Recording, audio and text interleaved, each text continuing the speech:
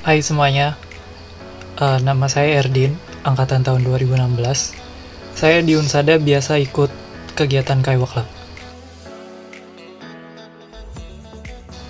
Saya pergi ke Jepang dengan program pertukaran pelajar KUIS atau Kansai University of International Studies selama periode 1 tahun.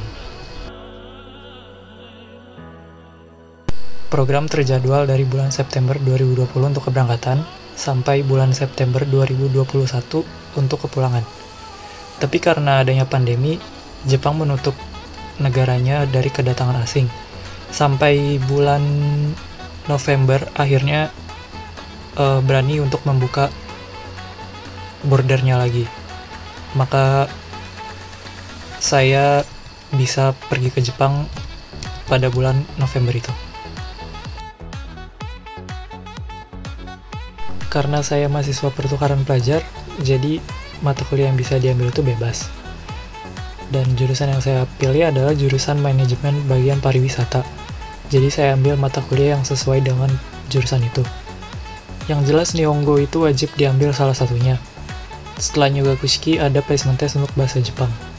Kalau nilainya di atas standar, harus ambil pelajaran bahasa Jepang yang tingkat atas.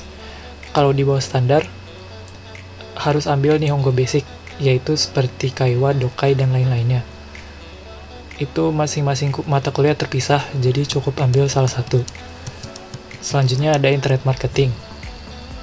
Di sini saya belajar tentang jenis pasar internet, identifikasi model bisnisnya, dan juga belajar membuat konsep pasar atau konsep penjualan. Selanjutnya ada Ilmu Periklanan. Di sini saya belajar tentang jenis iklan, prinsip, dan juga strategi periklanan. Bagaimana cara membuat jalur untuk meluruskan orang untuk membeli barang kita. Terus ada juga yang saya ambil adalah Inbound Tourism. Inbound Tourism ini artinya adalah turis asing yang masuk ke Jepang. Di mata kuliah ini saya belajar mengenai karakteristik mereka, seperti salah satunya misalnya mengenal barang halal dan haram untuk turis muslim, dan juga produk-produk turis inbound, seperti yang namanya food tourism, yaitu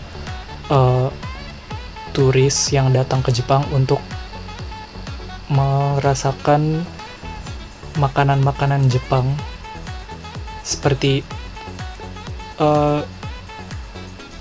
food tourism itu gak harus makanan-makanan yang kelas tinggi.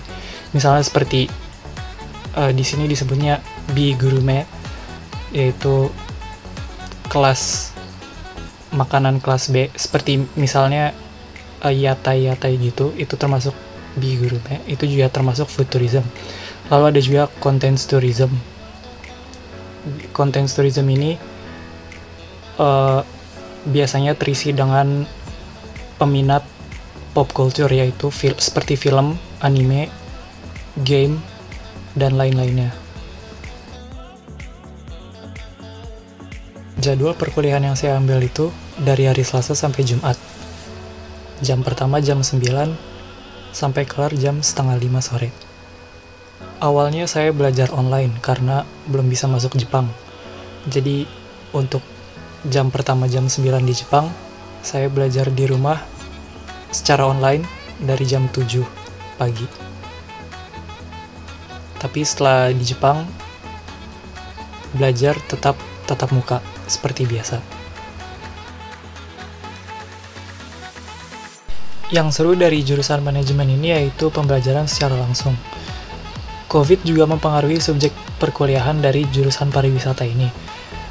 Di perkuliahan Gyokai Kenkyu, yang artinya penelitian industri, dalam hal ini industri pariwisata, kami dalam kelompok ditugaskan meneliti langsung ke lapangan keadaan berbagai tempat wisata.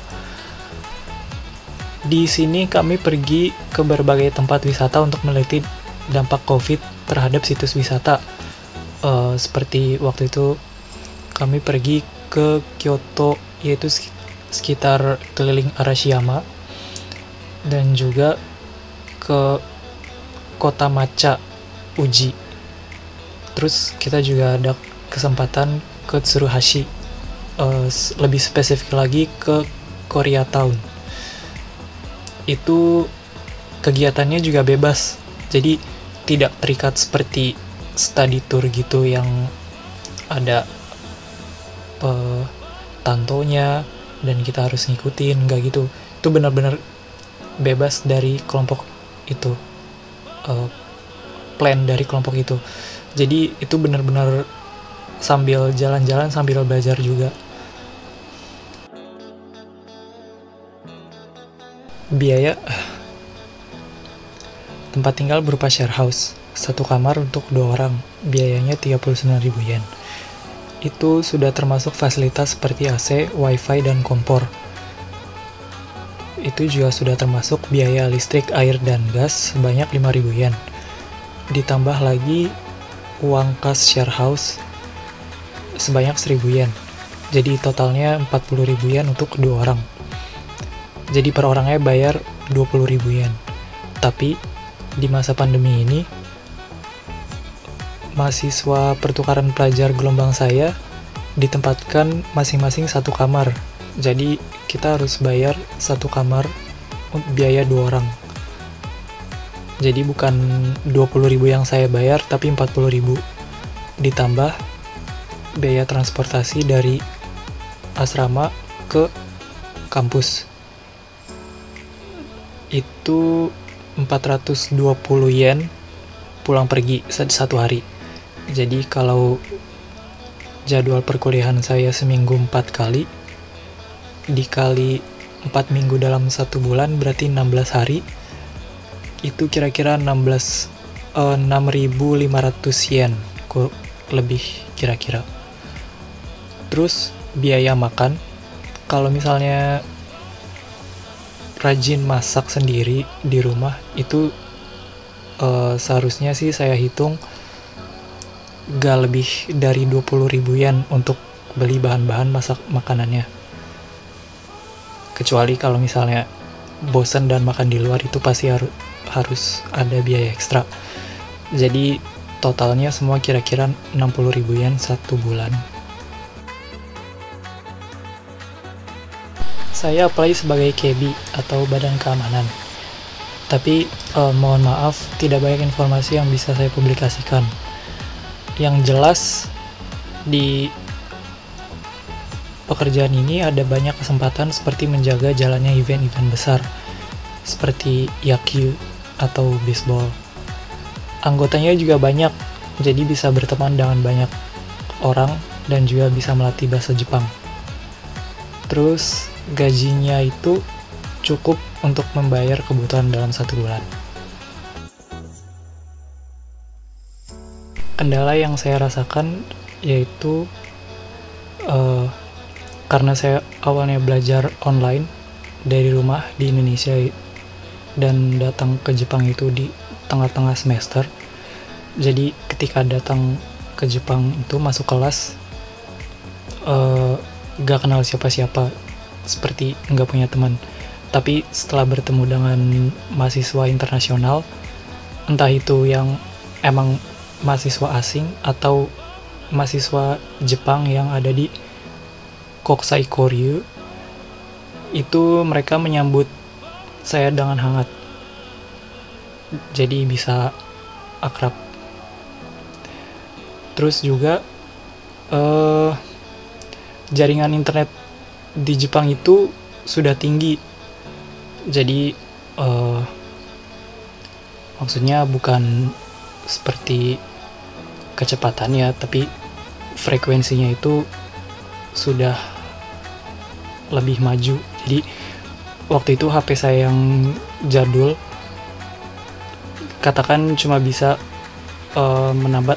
mendapat jaringan 4G, tapi karena jaringan internet di Jepang sudah 5G, jadi HP saya nggak bisa nyambung ke WiFi itu, misalnya seperti itu. Jadi WiFi di rumah itu waktu itu sekarang pun seperti itu, tapi waktu itu karena HP saya butut, jadi benar-benar nggak bisa menyambung dengan apa-apa atau siapapun, jadi mau nggak mau harus beli HP baru. Kondisi di masa pandemi mungkin karena tempat tinggalnya di pinggiran kota kali ya, jadi nggak banyak spot yang menarik gitu. Kalau dilihat sih tetangga pada menetap di rumah, paling keluar cuman kerja menghidupi hari-hari atau beli kebutuhan sehari-hari aja. Terus untuk fasilitas kampus itu tetap bisa dipakai saat liburan pun juga tetap bisa, tapi lebih baik sih hubungi pihak kampusnya dulu gitu. Kesan mengenai Jepang yang saya dapat sih terutama mengenai orang Jepang ya. Di tempat kerja saya itu anggotanya banyak, jadi bisa ngobrol dengan berbagai sifat manusia di sana. Yang saya rasakan itu orang Jepang itu juga manusia biasa. Maksudnya kita kan biasanya ngelihat orang Jepang tuh kayaknya seperti kayak hebat gitu, orang elit yang sepertinya mereka di atas kita, tapi sebenarnya tuh enggak juga. Mereka justru lebih kagum terhadap kita yang orang asing datang ke negara mereka, mempelajari bahasa yang asing dari negara asal mereka. Jadi ya sama aja lah seperti kita juga. Pesan saya untuk kalian para calon peserta, yaitu jangan takut ambil pelajaran yang menurut kalian asing. Saya juga awalnya agak ragu ketika ambil jurusan pariwisata ini, tapi setelah mengikuti perkuliahan ternyata nggak susah banget kok, masih bisa diikutin. Malah jadi dapat pengalaman seru kan, bisa meneliti langsung di lapangan gitu, jalan-jalan sambil belajar. Karena selain kemampuan bahasa juga kalian harus memiliki kemampuan lain. Bahasa tuh cuman langkah awalnya doang, itu hanya jembatan. Kalian harus tahu kalian mau kemana setelah melewati jembatan itu. Dan selain itu juga kalian harus menjaga komunikasi baik dengan dosen-dosen kalian. Kalian harus appeal ke dosen kalian, harus menunjukkan diri kalian sendiri itu. Untuk selama ini sih saya beruntung bisa dapat dosen yang baik, yang benar-benar dengan sukarela, dengan senang hati gitu membantu kehidupan saya di sini. Itu makanya kalian harus juga berkomunikasi dengan baik dengan dosennya. Terus patuhi perintah juga dari pihak kampus. Terutama di masa pandemi ini prosedurnya juga ribet. Ada dokumen tambahan segala macam, karantina 14 hari. Itu semua kalau nggak bisa kalian patuhi, bisa dibatalin dari program ini.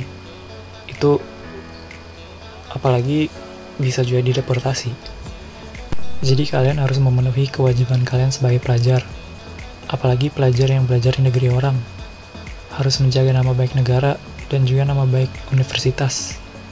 Itu saja dari saya. Terima kasih Unsada, terima kasih kuis, terima kasih kalian yang sudah tahan hingga akhir video ini. Sehat selalu, sampai jumpa.